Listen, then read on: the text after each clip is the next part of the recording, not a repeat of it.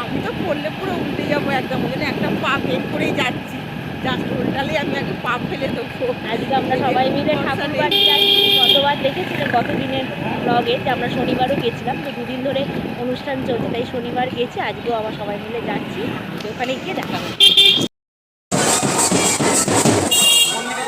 সোজা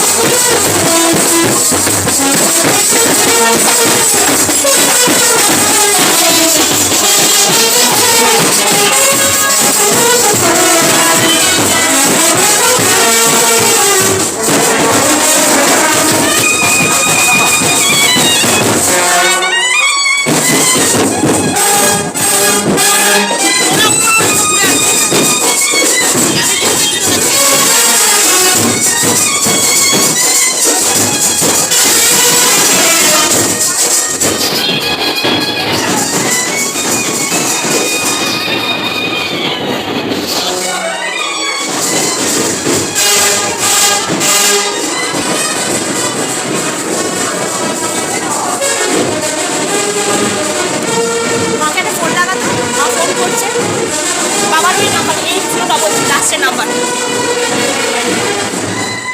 বলছে আমরা মন্দিরে যাচ্ছি মাঠে।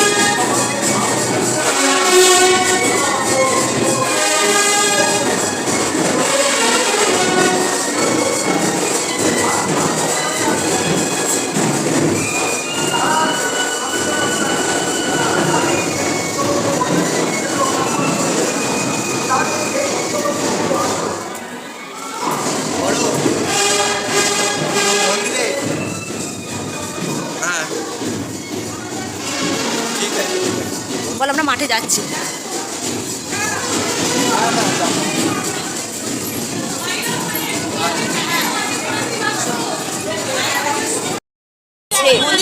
না এখানে, হ্যাঁ অনেক আর কি, হ্যাঁ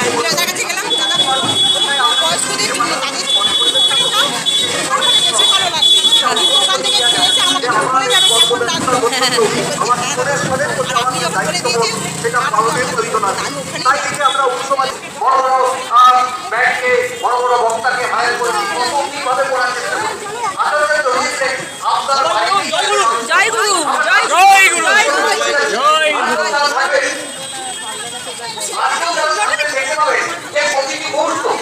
প্রতিটি মুহূর্ত আকর্ষণীয়।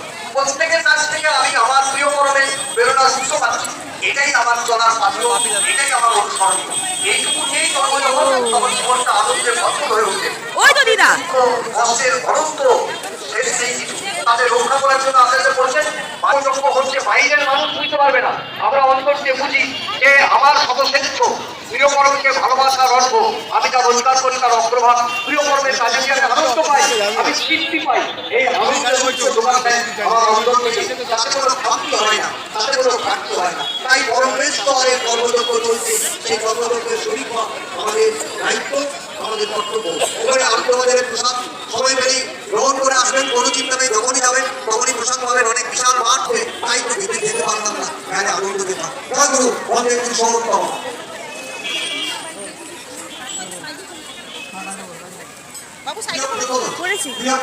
আমাদের অনুষ্ঠান এরা এক ধরনের ব্যান্ডেরই মতন আমাদের আরো প্রেরণা যোগাবে, আমাদের আরো আনন্দ যোগাবে।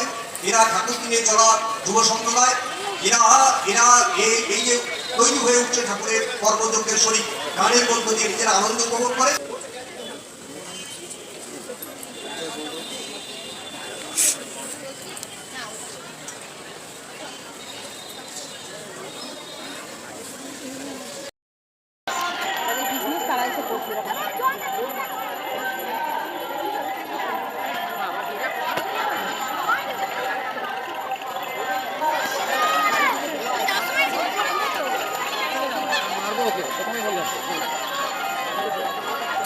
টেবিলে যারা দাঁড়িয়ে দাঁড়িয়ে হ্যাঁ তারা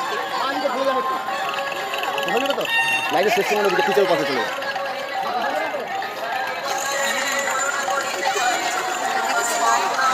বাবা